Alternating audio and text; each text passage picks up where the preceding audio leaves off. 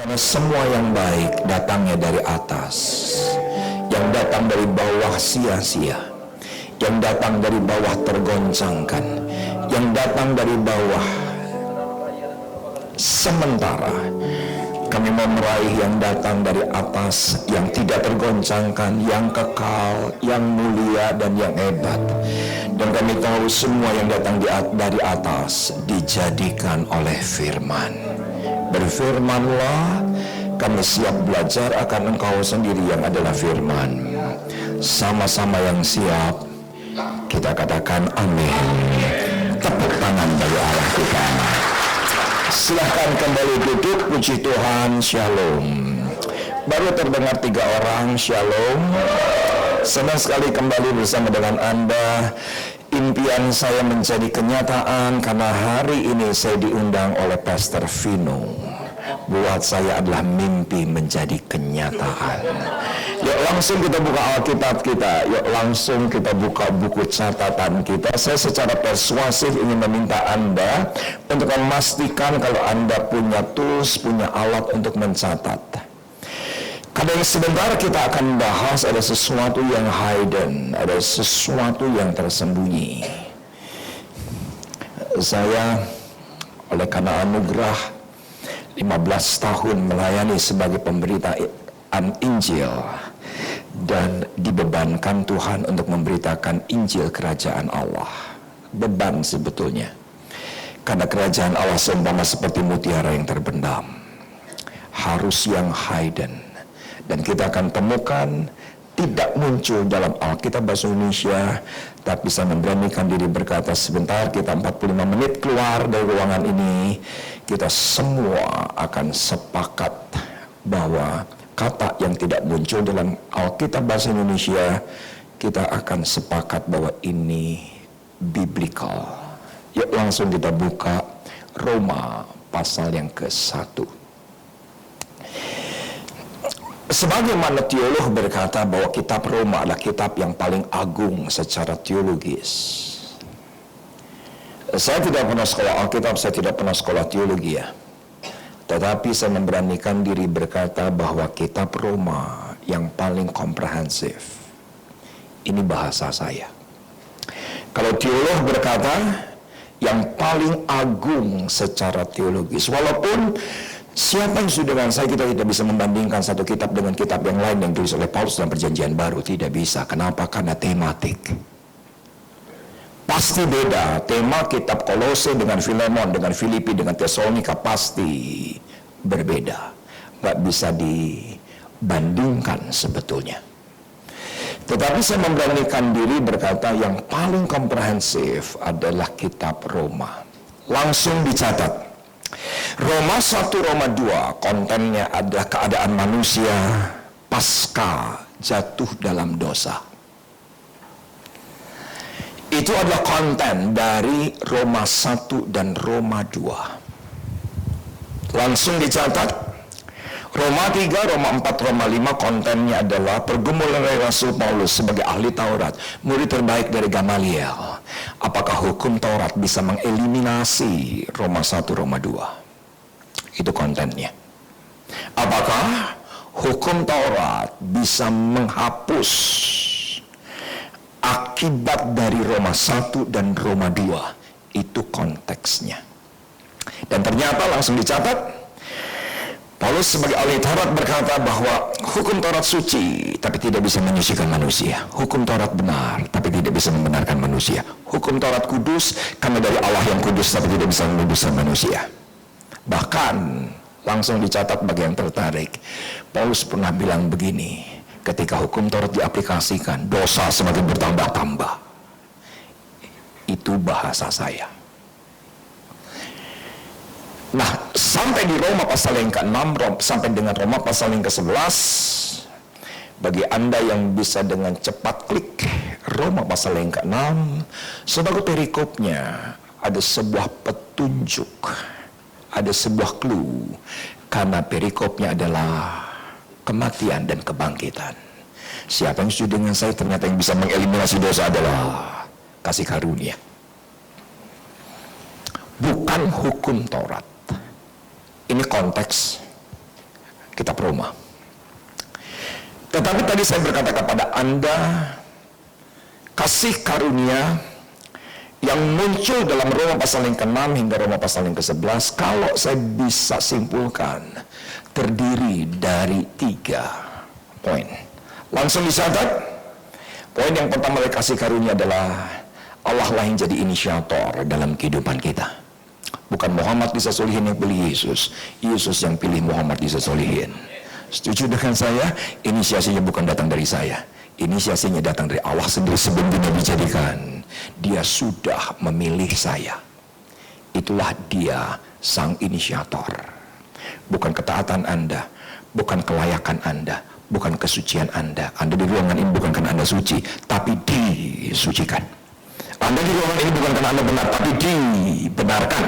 Anda di ruangan ini bukan karena Anda layak, tapi dilayakkan. Setuju dengan saya? Kata di menunjukkan ada intervensi luar ke dalam. Dan itu adalah kasih karunia.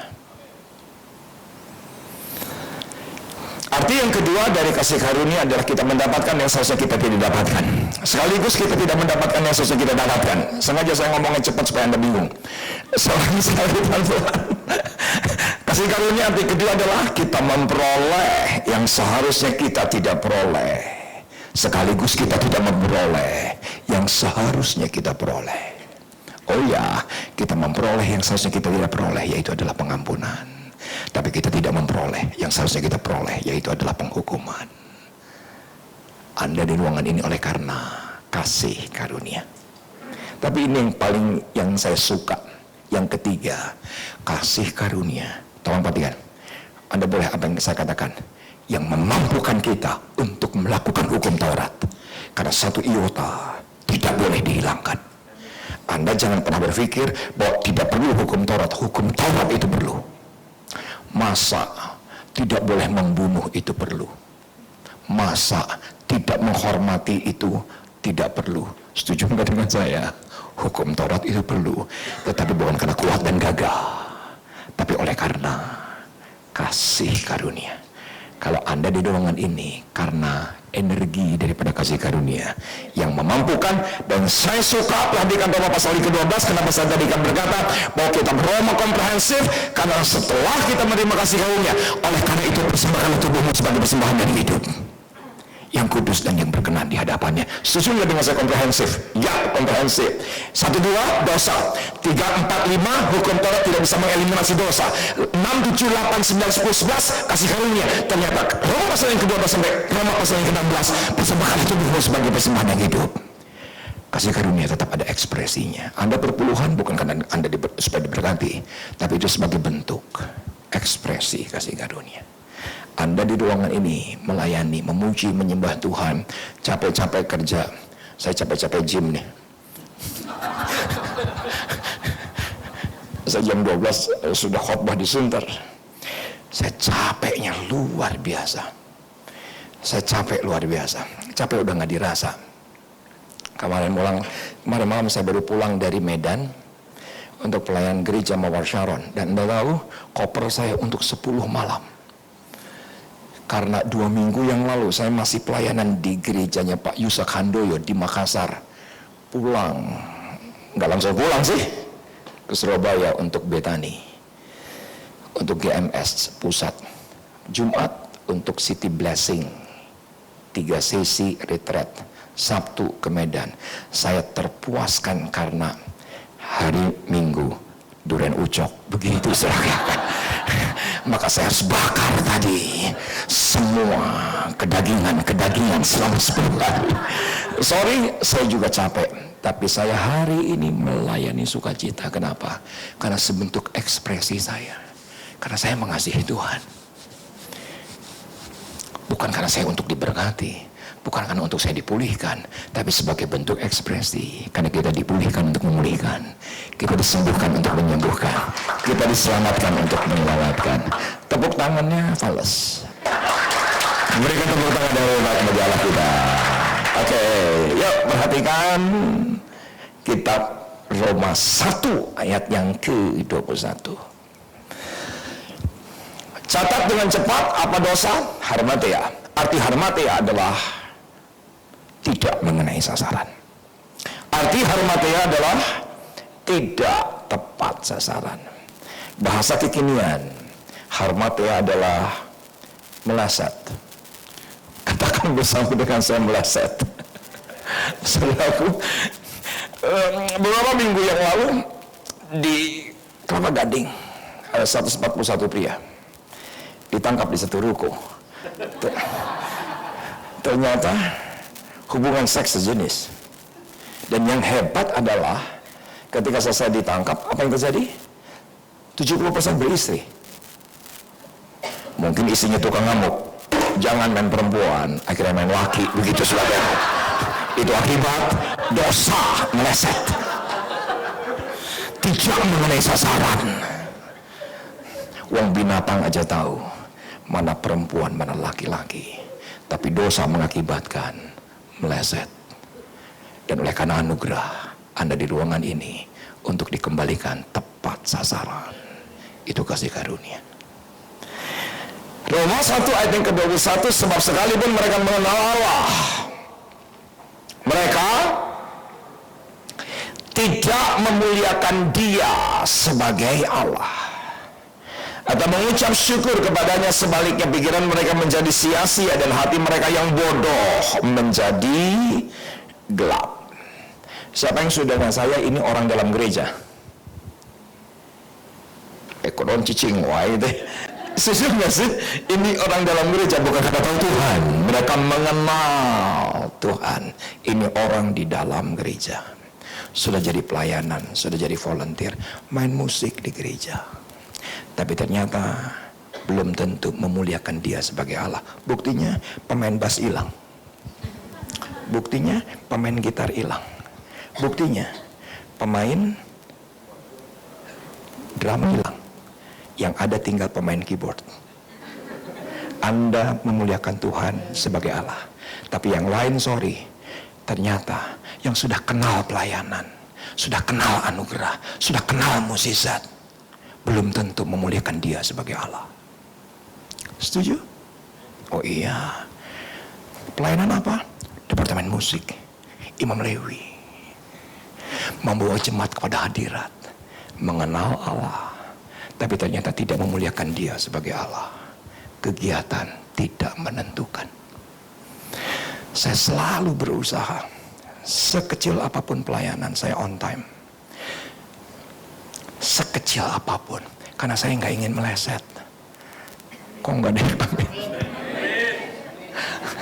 Kebaktian jam 7 datangnya 7.45, itu meleset bro. Kebaktian jam 7 datangnya 7.30, itu tidak memuliakan Dia sebagai Allah. Anda mungkin anggap sepele, belum khotbah kok. My goodness. Anda ingin doa Anda dijawab on time, wong Anda ke gereja aja nggak on time kok.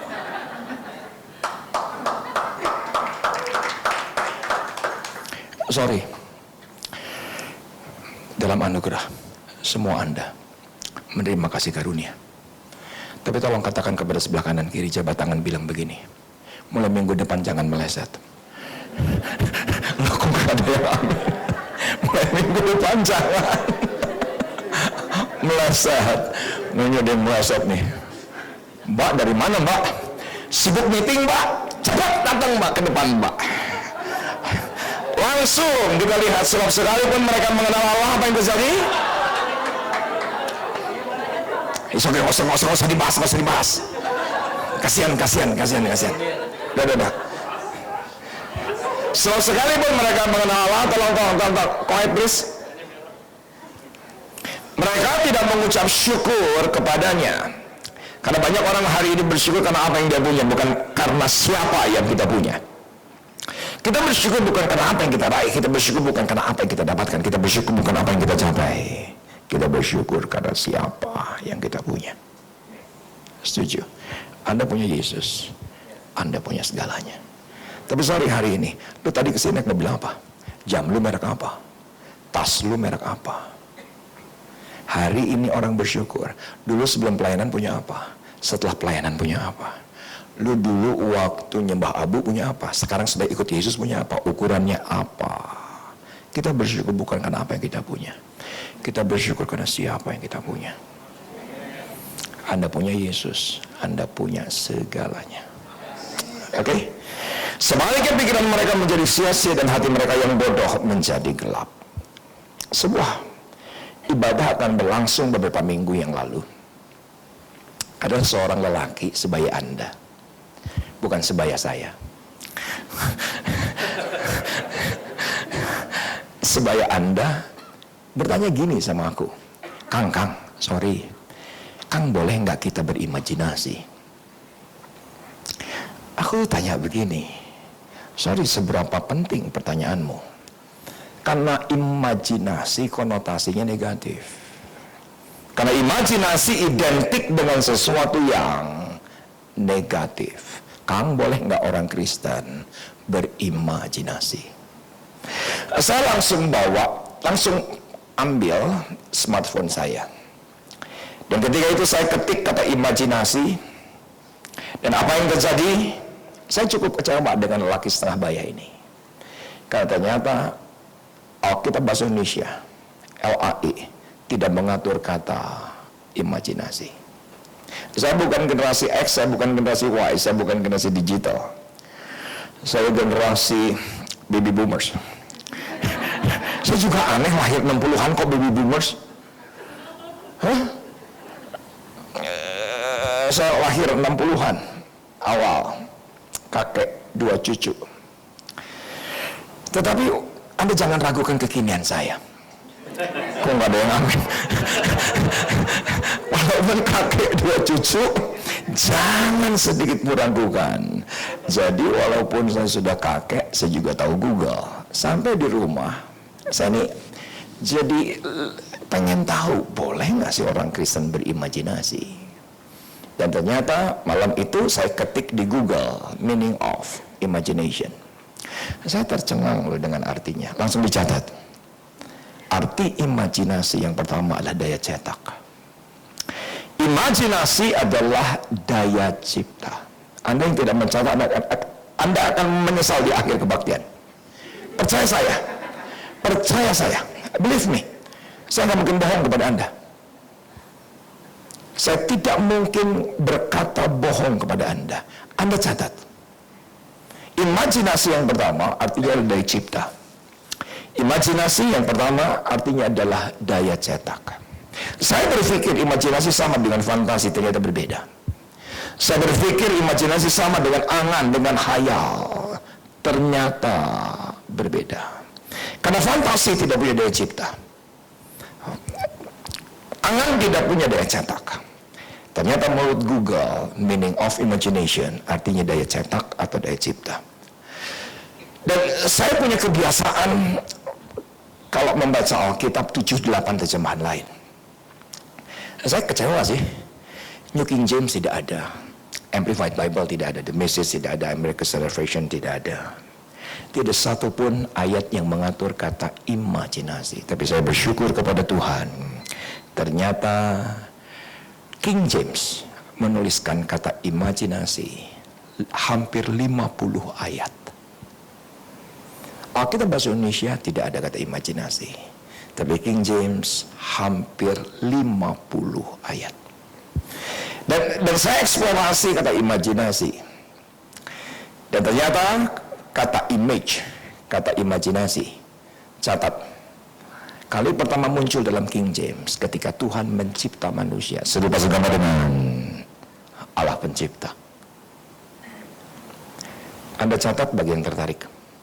Karena yang mencipta manusia bukan Jehovah, the revealing one. Yang mencipta manusia bukan El Shaddai, the greater. Yang mencipta manusia bukan Adonai, the master. Sebab yang mencipta manusia jelas Elohim, the creator. Jadi tolong lihat tangan saya, ini agak teologis nih. Allah pencipta mencipta manusia like our image.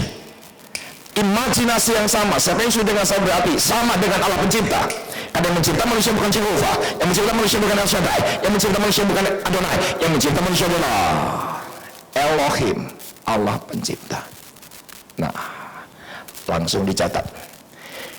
Berarti di dalam Anda dan saya ada konten kuasa untuk mencipta. Karena dia Allah pencipta, ada di dalam Anda dan saya. Dan itu ada di mana? Langsung catat dengan cepat. Itu adalah konten otak kanan kita. Ternyata konten otak kanan kita, yaitu adalah imajinasi. Catat. Konten otak kiri manusia logika, nalar.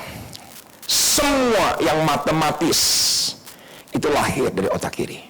Yang kita rekam, yang kita dengar, yang kita baca, yang kita pelajari, yang kita rekod, semuanya itu adalah logik, nalar. Dan semua yang dihasilkan nalar, ujungnya cuma satu. Ada hitung-hitungan, ada kalkulasi. Itu adalah logik. Tetapi yang namanya imajinasi itu jauh melebihi daripada yang nalar hasilkan. Beberapa minggu yang lalu saya pelayanan untuk gerejanya Pak Johan Handoyo. Bertahun-tahun saya selalu menggunakan Garuda. Tetapi ketika saya cek, ternyata SQ lebih murah. Saya agak bingung karena bertahun-tahun menggunakan Garuda Jakarta dan pasar Melbourne. Menurut saya itu adalah penerbangan yang paling singkat. Dan apa yang terjadi? Saudara, selamat datang para pemusik. Silakan maju ke depan. Silakan ibadah. Ya, silakan berbakti kepada Tuhan. Silakan duduk. Ya, silakan. Kencingnya lama sekali. Oke. Ya, selamat. Sekarang sekali lagi. Sampai di mana tadi? Jakarta dan pasar Melbourne, karena itu yang paling shortage. Dan apa yang terjadi? SQ bilang 9 juta lebih murah, tapi 4 jam lebih panjang. Jangan ke Singapura harus Melbourne, termasuk transit 4 jaman. Akhirnya saya diskusikan dengan teman-teman di BIC Melbourne. Mereka bilang, Kang, demi penghematan uang Tuhan, pakailah SQ sekali-sekali. Oke. Jakarta Singapura menggunakan Boeing 300 seat. Singapura Melbourne menggunakan Airbus A380. Anda tahu ternyata konon Airbus A380 adalah pesawat terbesar di muka bumi. 600 seat, umpak-umpakan di luhur di handap. Dan Anda tahu ketika akan boarding, ketika aku lihat itu badan pesawat sak gede itu. Setelah aku Google berat Airbus A380. Beratnya 565.000 kilogram. 565.000 kilogram. Itu besi semua. Dan saudaraku, ketika saya akan boarding, apa yang terjadi? Saya tuh mikir, itu pesawat trek ngapung muang, bisa ngapung ketuk usuk ke laut, bener. Lah ini 565.000 terbang banda. Saudaraku, soft take off, soft landing. Siapa yang setuju dengan saya? Yang cipta bukan Tuhan, manusia. Karena dalam diri manusia ada kuasa untuk mencipta. Dan siapa yang setuju dengan saya? Belum tentu orang Kristen yang cipta. Tapi itu nature. Sebelum segala sesuatu dijadikan, ketika Tuhan mencipta manusia, serupa segambar dengan Allah pencipta. Yang gak punya agama sekalipun, punya kuasa untuk mencipta. Apalagi Anda. Amin. Believe me, Pak. Believe me, Pak. Catat yang kedua. Imajinasi artinya adalah kita bisa melihat yang mata jasmani tidak bisa lihat. Mata jasmani kita terbatas. Terbatas dengan ruang, terbatas dengan waktu, terbatas dengan fakta, terbatas dengan keadaan. Itu mata jasmani. Anda sekarang melihat sejauh yang Anda bisa lihat. Tembok yang ada di belakang saya. Itu adalah jarak pandang mata jasmani. Tapi Anda bisa melihat yang mata jasmani tidak bisa lihat. Sejauh yang Anda imajinasikan. Sekarang saya ngerti dengan apa yang dikatakan Paulus di jemaat Korintus. Apa yang tidak pernah kau lihat, itu yang Tuhan sediakan bagimu. Karena kita bisa melihat yang mata jasmani tidak bisa lihat. Itu imajinasi. Siapa yang setuju dengan saya? Yang Lot pilih sejauh mata jasmani. Yang Abraham pilih sejauh yang diimajinasikan. Semua Anda menyanyikan lagu wajib. Kiranya Engkau memberkati aku berlimpah-limpah dan memperluas daerahku. Bagi yang tertarik boleh catat. Saudaraku, memperluas daerahku. Bahasa aslinya bukan enlarge my territorial. Bahasa aslinya adalah enlarge my eyesight. Yang diperluas bukan daerah. Yang diperluas adalah jarak pandang. Bukan ketika Anda dagang di DKI, jadi diperluas ke Jawa Barat. Bukan. Bukan dari Jawa Barat tambah ke Jawa Tengah. Enggak gitu konteksnya. Tidak begitu konteksnya. Konteksnya adalah enlarge my eyesight. Siapa yang setuju dengan saya? Yang harus diperluas adalah jarak pandang kita. Karena jarak pandang kita terbatas. Catat dengan cepat yang ketiga. Imajinasi artinya adalah menarik masa depan menjadi masa kini. Karena Anda dan saya didesain bukan untuk masa kini. Anda dan saya didesain untuk masa depan. Believe me. Anda didesain bukan untuk masa kini, Anda didesain untuk masa depan. Dan yang menarik masa depan menjadi masa kini adalah imajinasi. Adakah di antara Anda bulan Februari, bulan Maret berdoa untuk Ahok? Yang berdoa untuk Ahok angkat tangan. Anda yang nggak angkat tangan anti Pancasila. yang berdoa untuk Ahok sekali aja angkat tangan tinggi-tinggi. Siapa yang sudah saya dia didesain bukan untuk masa kini, dia didesain untuk masa depan. Jangan terjebak dengan masa kini, jangan terbicara dengan masa kini, karena Anda didesain bukan untuk masa kini, Anda didesain untuk masa depan. Yang menarik masa depan mencari masa kini adalah imajinasi. Detik ini dia ada di Makobrimob. Anda jangan terjebak dengan masa kini, karena Anda desain bukan untuk masa kini. Beberapa Anda yang terkonek dengan WhatsApp saya, captionnya beberapa bulan yang lalu sebelum gue bertobat, future is now.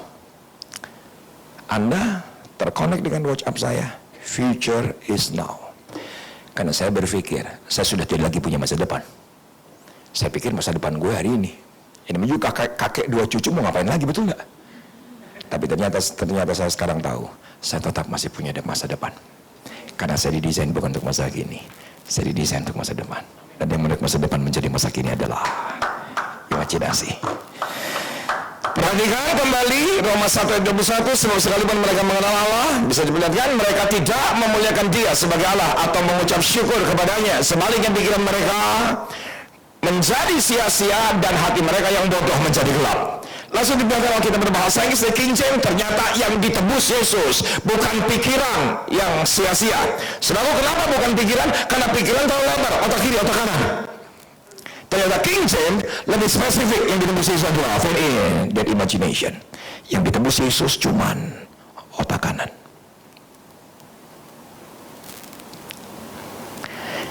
Setuju nggak dengan saya pikiran itu otak kiri, otak kanan? Ya, ternyata yang ditebus Yesus bukan otak kiri, otak kanan. Yang ditebus Yesus otak kanan. Anda tanya dong, kenapa? Karena itu Tuhan sendiri. Karena itu ada Allah di kreator yang ada dalam kehidupan kita. Dan Dia tidak ingin Anda dan saya mengimajinasikan yang sia-sia. Berdasarkan asupan yang diimajinasikan negatif. Berdasarkan asupan yang diimajinasikan najis. Berdasarkan asupan yang diimajinasikan yang sia-sia. Tetapi ya walaupun kurang meyakinkan gini-gini gembala sidang. Kok nggak ada yang amin?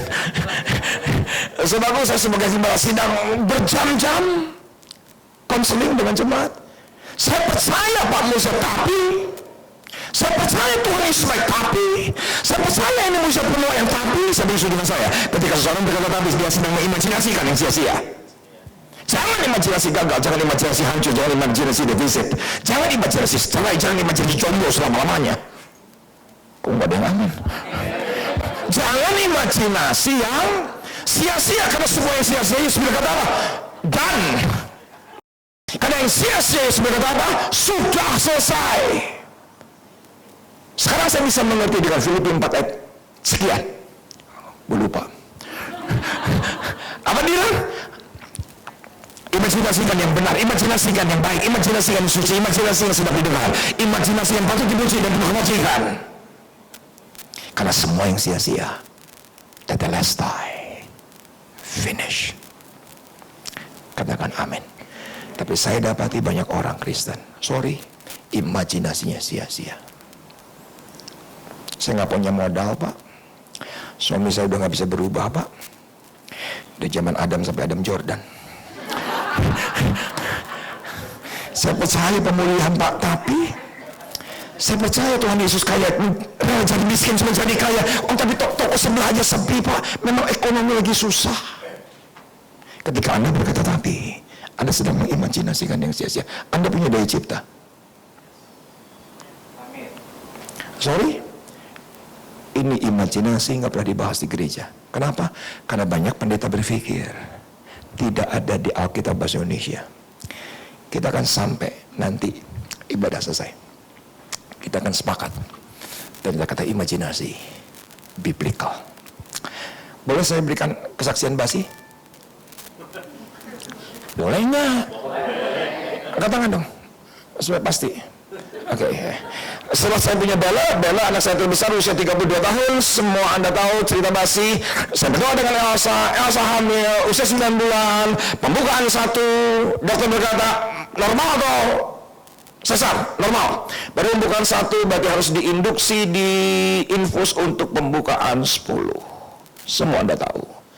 Ketika masih pembukaan 5 jam 4 sore, rahim Elsa pecah. Semua Anda tahu, Elsa kehilangan 4 liter darah segar. Saya bersyukur kepada Tuhan. Dokter kandungan, dokter anestesi, dokter ruang operasi, jelalah. Bahasa Inggrisnya unfortunately.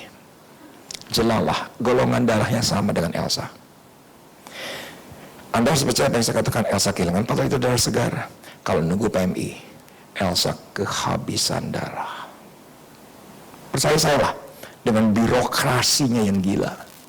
Kenapa saya agak kasar mengatakan, beberapa minggu yang lalu saya diminta jemaat, Kang, tolong, ibu saya leukemia dying, tolong, kita nggak punya mobil, Kang, tolong cari seplastik darah.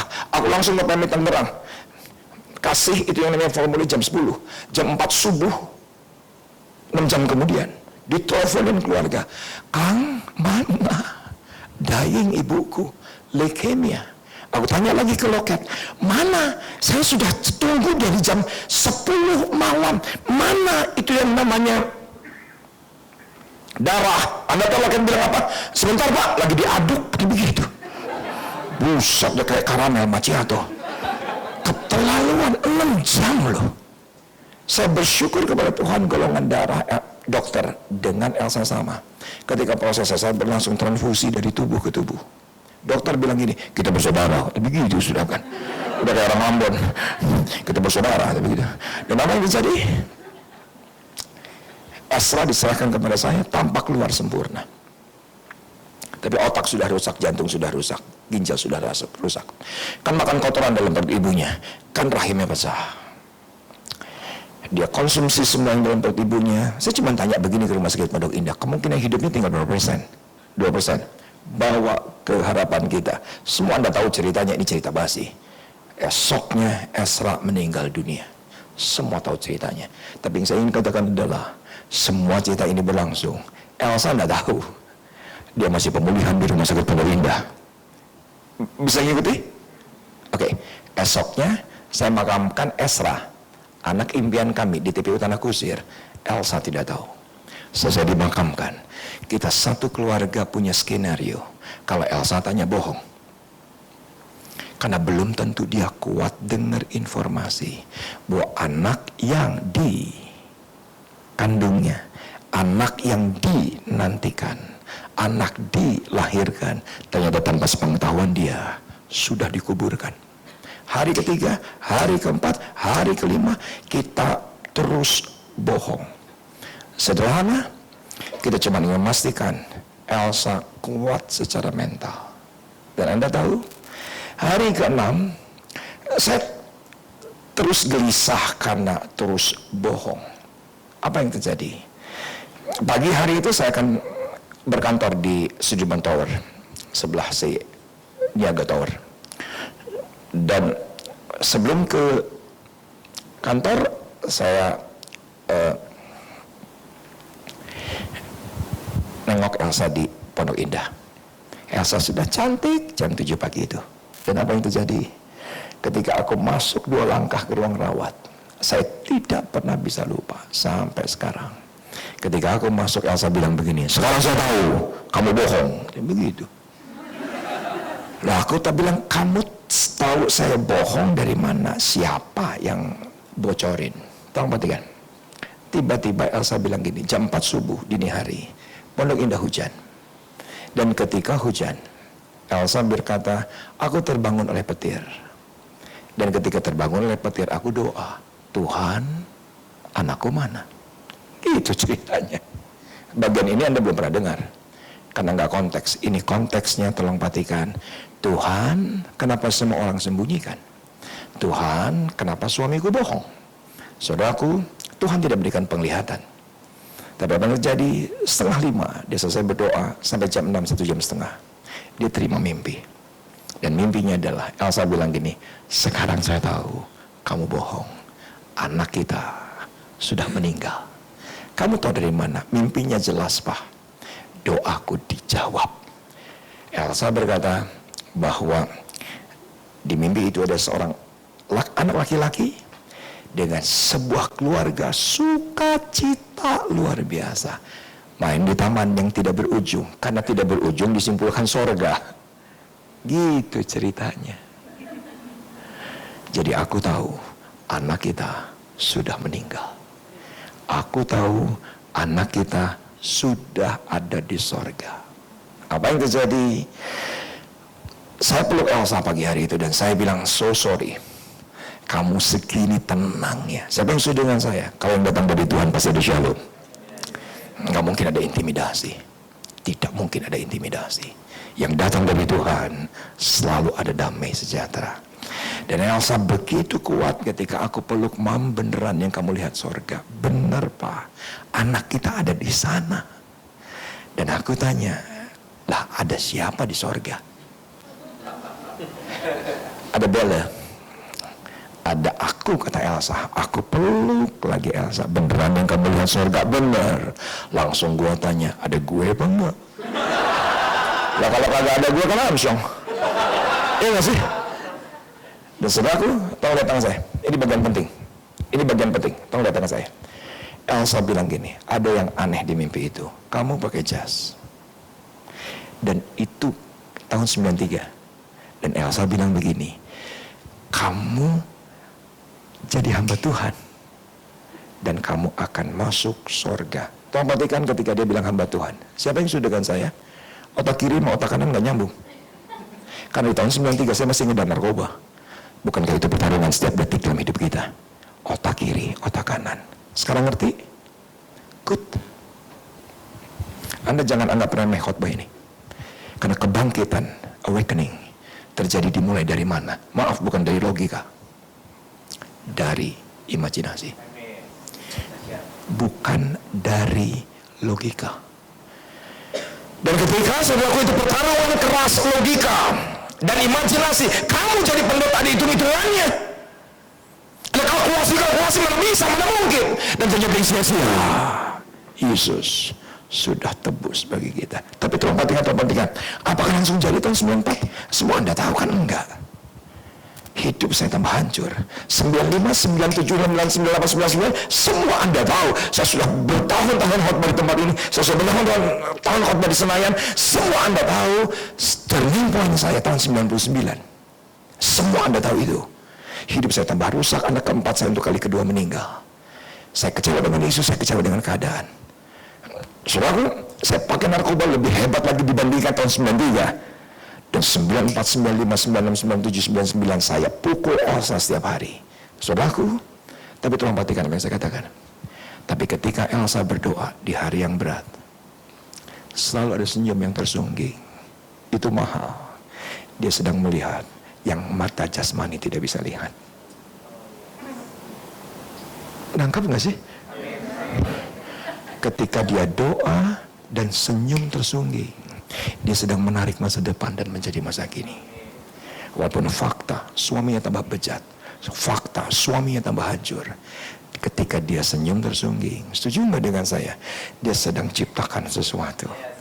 Saya ada hari ini karena imajinasi seorang istri. Jangan imajinasi gagal, jangan imajinasi hancur. Imajinasi yang dahsyat, imajinasi yang baik, imajinasi yang spektakuler.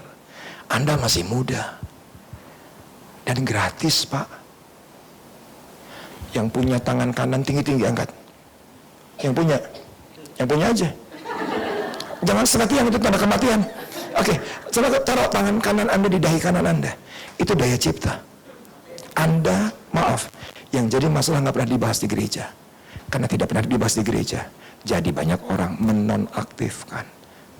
Aktifkan. Kebangkitan terjadi malam hari ini. Kejadian 11, mind blowing. Semua buka. Semua buka. Kejadian 11. Menara Babel. Catat bagian tertarik. Google bilang menara Babel 200 meter. Tapi menurut saya mission impossible. Karena usia kitab Kejadian 4.000 tahun yang lalu. Handmade. Selamat datang, Bu.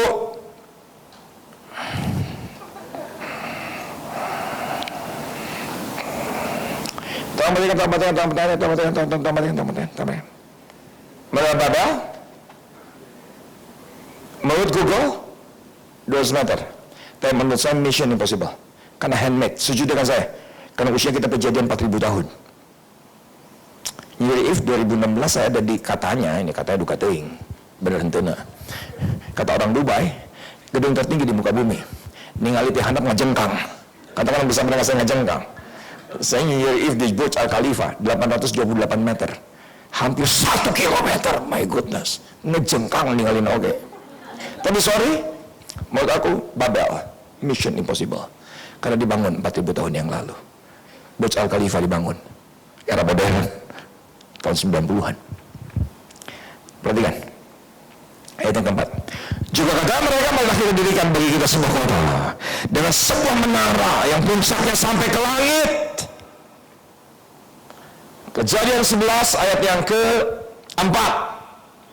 Dan marilah kita cari nama. Sampai sesuai dengan saya. Bukan untuk Tuhan, untuk kesombongan, untuk keangkuhan. Sesuai dengan saya. Tujuannya satu, daging. Bilang iya dong. Ini kayak ibadah lansia nih. Dan marilah kita cari nama. Nggak ada hubungan sama Tuhan sama sekali. Tujuannya dosa, daging, keangkuhan. Cari nama. Perhatikan, supaya kita jangan terseret ke bumi. Ayat yang kelima, lalu turunlah Tuhan untuk melihat kota dan menara yang didirikan oleh anak-anak manusia itu. Setuju dengan saya berhasil? Berhasil enggak? Berhasil dong. Ayat yang keempat, mari kita dirikan kota yang ujungnya sampai ke langit. Untuk cari nama, untuk kesombongan, untuk keangkuhan. Ayat yang kelima, Tuhan turun dari surga hanya untuk apa? Melihat yang berhasil didirikan oleh anak-anak manusia itu. Yuk sama-sama kita baca ayat ke-6. 2, 3, ya. Dan ia berfirman, mereka ini satu bangsa dengan satu bahasa untuk semuanya. Ini barulah permulaan usaha mereka mulai dari sekarang. Apapun juga yang mereka rencanakan, tidak ada yang tidak akan dapat terlaksana. Saudaraku, dosa tidak bisa digagalkan. Tolong perhatikan Alkitab bahasa Inggris King James. Saudaraku, tolong perhatikan dengan cermat. Alkitab bahasa Indonesia menggunakan bilang apa? Apapun juga yang mereka rencanakan. Alkitab berbahasa Inggris terjemahan berbeda. Apa saja yang mereka imajinasikan, tidak ada yang tidak terlaksana. Karena imajinasi adalah daya cipta. Anda temukan yang hidden?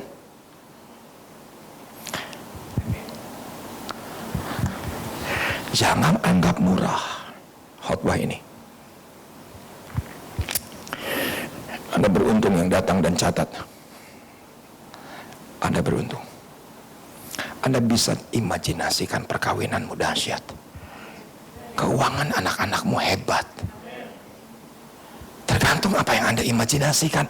Oh, imajinasinya dosa saja Tuhan tidak bisa gagalkan. Apalagi kalau imajinasi Anda untuk kemuliaan nama Tuhan. Pasti jadi. Saya tahu kita hidup dalam kodrat. Katakan bersama dengan saya kodrat. Katakan bersama dengan saya kodrat. Kapan-kapan saya kalau diundang lagi sama Pastor Vino, tahun depan saya akan khotbahkan soal kodrat. Apa kodrat? Yaitu hukum di mana kita hidup di dalamnya. Kodrat itu apa? hukum natural dan hukum supranatural. Semua Anda berpikir gini, Pak, yang penting supranatural. Oh tidak, karena ada pijakan untuk supranatural terjadi, yaitu natural. Setuju nggak dengan saya? Imajinasi natural. Setuju nggak? Karena install ada di otak kanan kita. Ini natural, ini kodrat. Anda boleh saja punya iman dahsyat, tapi Anda harus tetap punya pijakan. Dan Anda harus sampai pada sebuah titik Anda harus menerima dan memaksimalkan kodrat. Saya kasih contoh, boleh? Jangan pernah aktifkan Vino sehebat imanmu, raya kodrat itu istrimu, dan jangan pernah minta tertambah, karena itu fakta. Setuju dengan saya? Anda nggak ikutin apa saya harus nikahin fakta bahwa Elsa istri saya untuk selamanya. Itu kodrat, nggak bisa dirubah, nggak ada hubungan sama iman. Siapa yang sudah ngasih Nabi sebelah jam 11 malam Anda ngantuk? Nggak ada hubungan dengan bahasa roh atau enggak. Semua kita ngantuk karena kita hidup dengan hukum natural. Itu kodrat. Siapa yang sudah dengan saya, kita nggak bisa tengking besok pagi, umur kita nggak nambah. Itu kodrat, Bu. Nggak bisa. Saya setuju ada kodrat, dan kodrat itu yang ada pada Anda adalah dahsyat. Imajinasi. Karena ketika kodrat, hukum natural di mix dengan yang namanya supranatural, dahsyat. Wow. Mungkin Anda berkata, Pak, secara kodrat saya nggak pintar, Pak.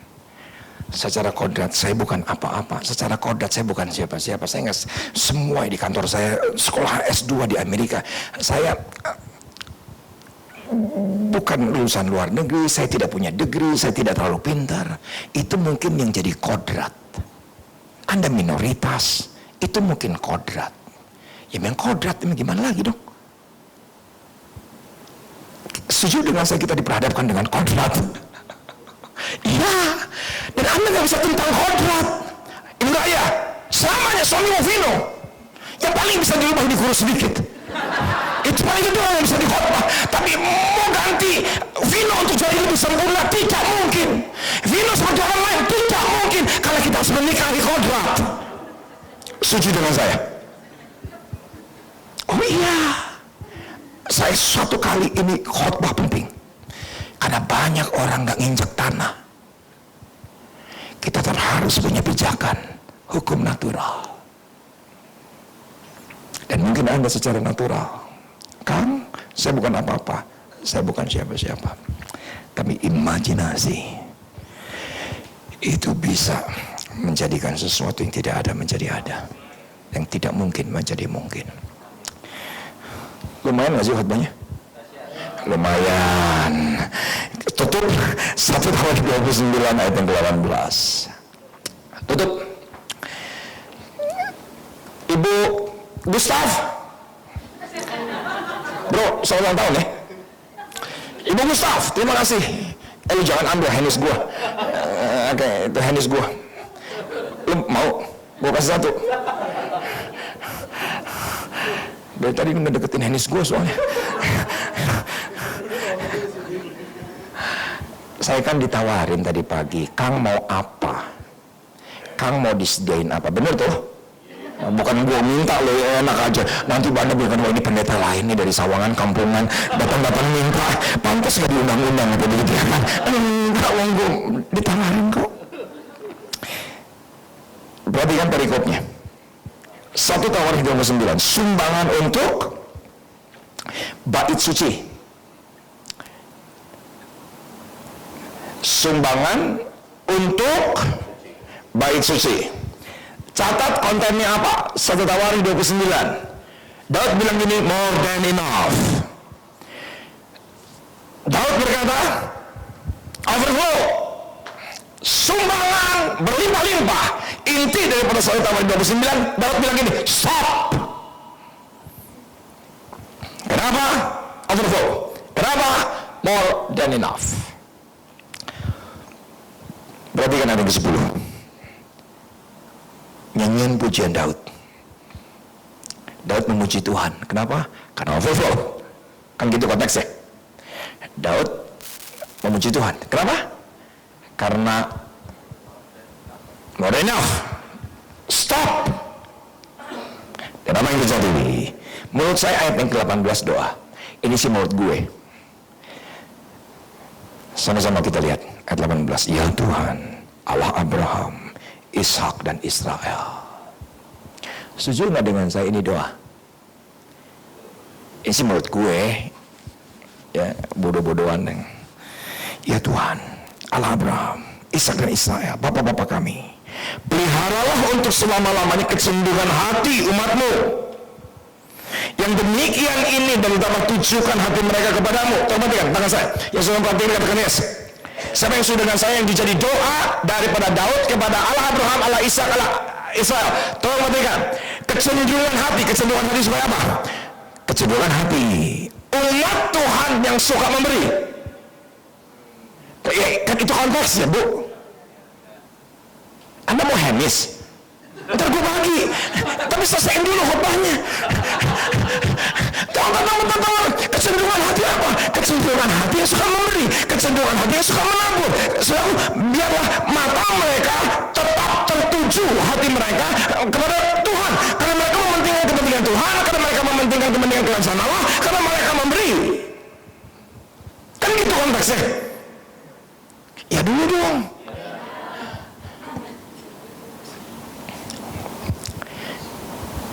Kita bahasa Indonesia menggunakan kata kecenderungan hati.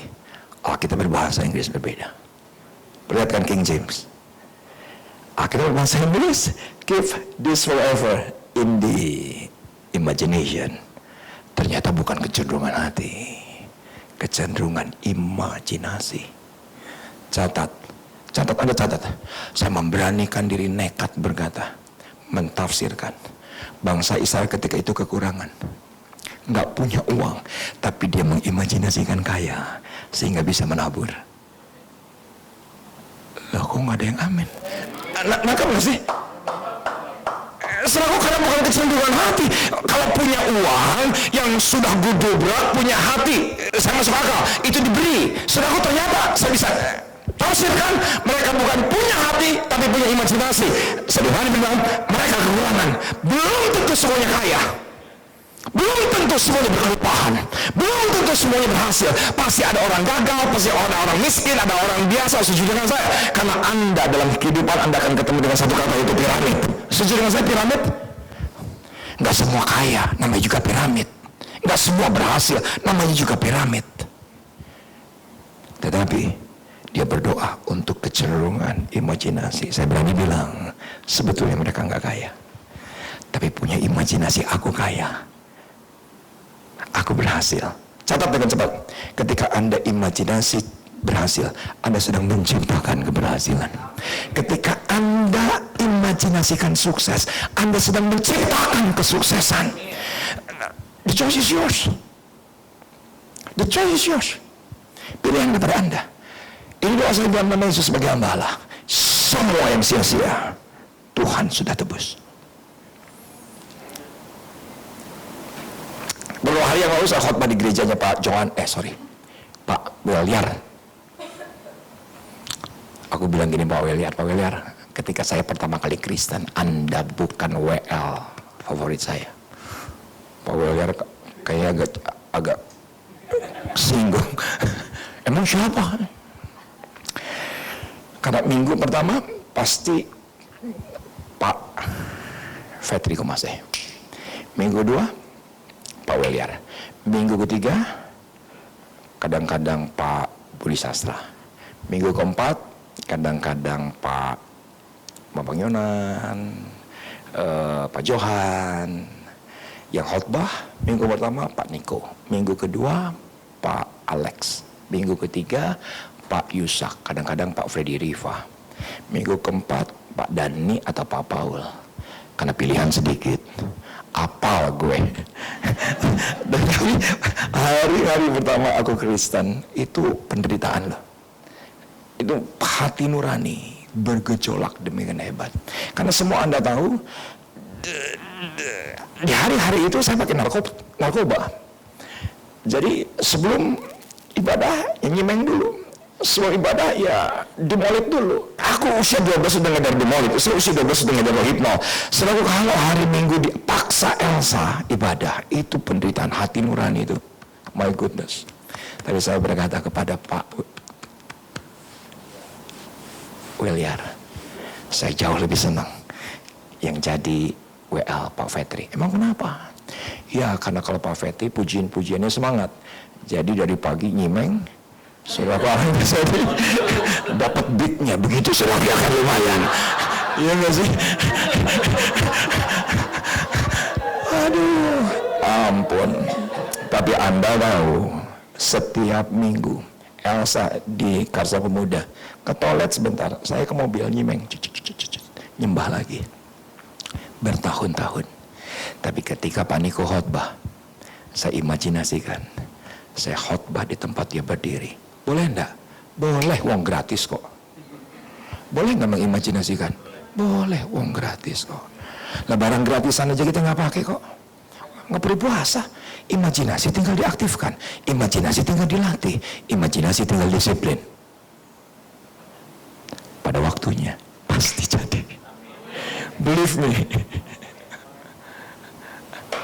Kenapa enggak? Boleh enggak? Ya boleh toh Pak. Oh gratis kok. Keluarga besar Betani pada zaman itu setiap tahun ke Surabaya. Pak Niko khotbah di Betani Manyar. Menurut saya sih tempat itu pada zaman itu paling gede. 2.500 seat. Menurut aku yang nggak pernah kemana-mana.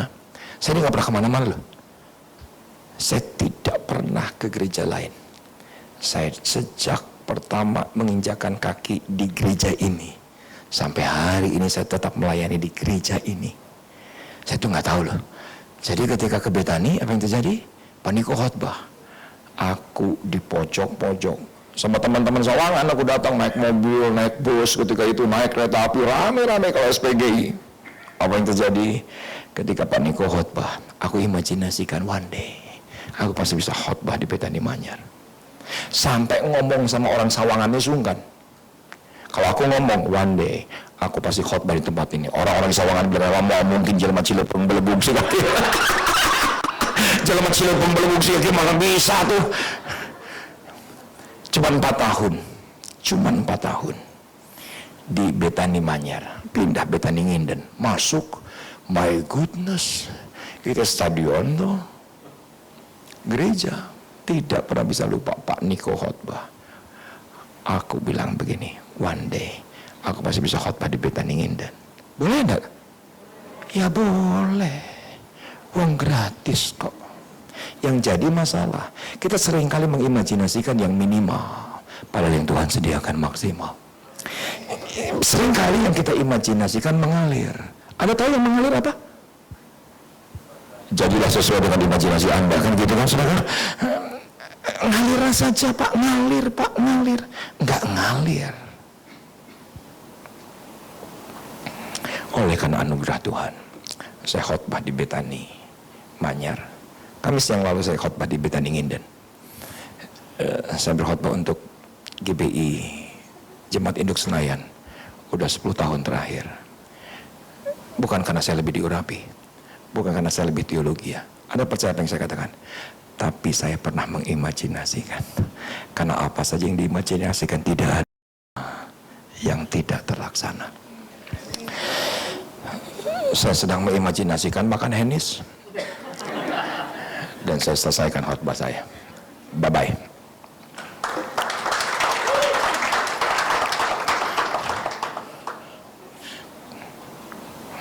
Elsa kasihan di rumah. Dia ada WA nih. Pak udah on the way pulang. Karena dia tahu saya bakal bawa Henis. Berdiri sudah selesai. Nah kita kan harus pulang.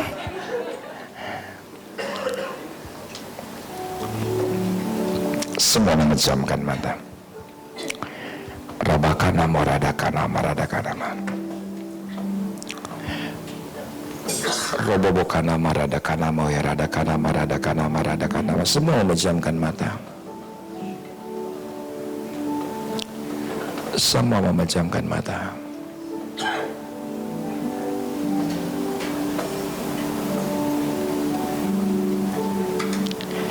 Saat ku tak melihat jalanmu,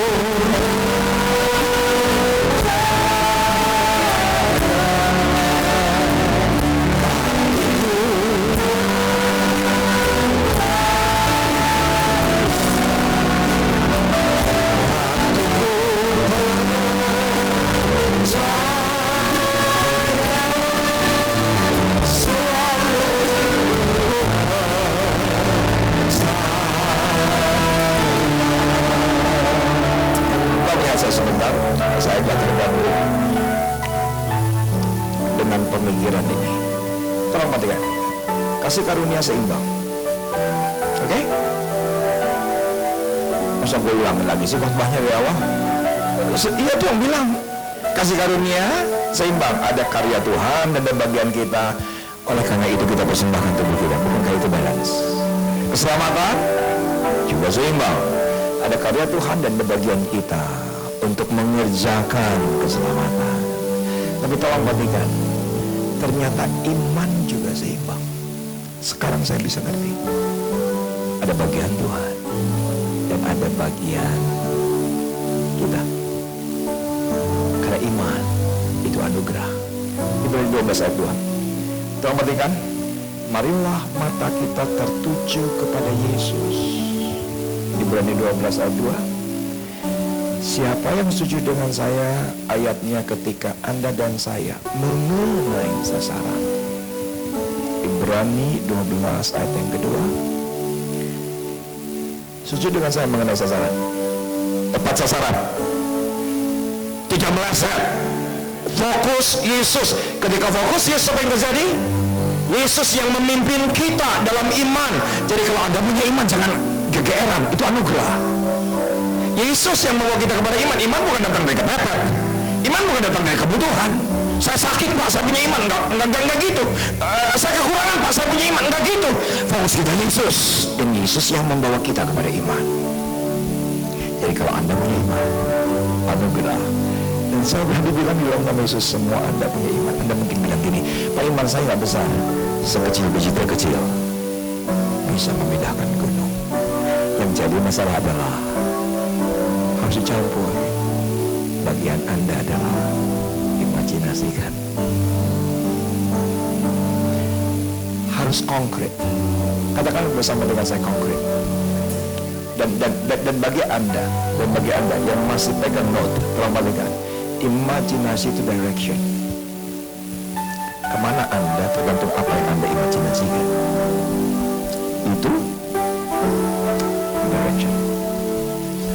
Perhatikan, saya baca buku tipis, dan buku tipis itu adalah buku kesaksian dari seorang penginjil. Selesai dia berkhotbah, dia dapat intervensi daripada Roh Kudus untuk berdoa bagi orang sakit. Jadi dia tantang orang sakit. Ketika orang sakit pada angkat tangan, tiba-tiba diintervensi lagi sama Roh Kudus. Roh Kudus bilang gini, yang aku akan sembuhkan spesifik adalah orang buta. Dan maka di antara Anda yang buta, sebetulnya penginjilnya menurut buku itu agak shock, karena yang maju cuma satu orang. Dan ketika satu orang di depan ditanya sama penginjilnya, ibu siapa? Saya adalah istri daripada gembala sidang. Siapa yang sudah dengan saya pasti punya iman. Anda jangan hakimin orang lah, pastilah punya iman. Karena banyak orang yang sekarang hakimin tuh gampang banget. Lu gak sembuh-sembuh gak punya iman lu. Enggak. Sepanjang fokusnya Yesus pasti dibawa kepada iman. Jangan pernah menghakimi. Dan toh kalaupun iya, penghakiman bukan hak kita. Setuju? Ditanya lagi, ibu udah berapa lama? Ibu buta. Dijawab 14 tahun. Yang aneh di buku itu, penginjilnya dibilang ini, sekarang ibu tolong tutup mata. Kok gua sih aneh. Iya gak sih? Orang buta tutup mata, buka mata kan sama. Tapi bukunya bilang begitu, ibu tutup mata, dan ketika tutup mata didoain deng. Dalam nama Yesus ibu melihat. Ketika dia mendengar kata melihat, ya dibuka mata dong. Dan Bapak penginjilnya bilang apa? Tutup lagi. Didoain lagi deng. Dalam nama Yesus melihat. Kalau dia dengar kali kedua kata melihat, ya buka mata lagi dong. Ketika buka mata lagi, agak dibentak. Saya tidak instruksikan untuk buka mata, sekarang tutup lagi. Ya jadi tutup lagi. Tapi ketika ketiga kali penginjil ini, tolong perhatikan, ini bagian penting, saya akhiri di khotbah saya di bagian ini. Ibu dalam nama Yesus melihat. Ketika dia mendengar kata melihat, apa yang terjadi? Tolong perhatikan, dia mulai imajinasikan dia melihat rupa suaminya harus konkret. Lengkap loh khotbahnya. Dia mulai imajinasikan seperti Elsa, ada senyum yang tersungging. Dia mulai melihat rupa anak-anaknya. Dia mulai imajinasikan dia melihat rupa indahnya dunia. Setuju dengan saya? Iman bahan tabungannya adalah imajinasi. Pesan Tuhan menolong. Saya nggak usah rapi Anda ya. Nggak usah lah. Ya, tinggal diaktifkan aja kok. Oke? Tinggal diaktifkan. Anak pewahyuan memerdekakan. Oke? Dan tidak akan pernah kembali dengan sia-sia. Apalagi yang catat. Tapi Anda tidak mencatat, Anda miss sesuatu yang besar dalam hidup Anda. Kenapa? Karena minggu depan kalau saya tanya khotbah saya apa, belum tentu juga Anda ingat. Dan itu bisa miss. Anda pikir ini cuma informasi, tapi Anda yang mencatat. Anda akan hidupi ayat ini, dan Anda akan lihat kuasa Tuhan besar. Saya sedang mengimajinasikan di kegelapan malam bersama dengan Ibu Elsa malam hari ini makan Hennis.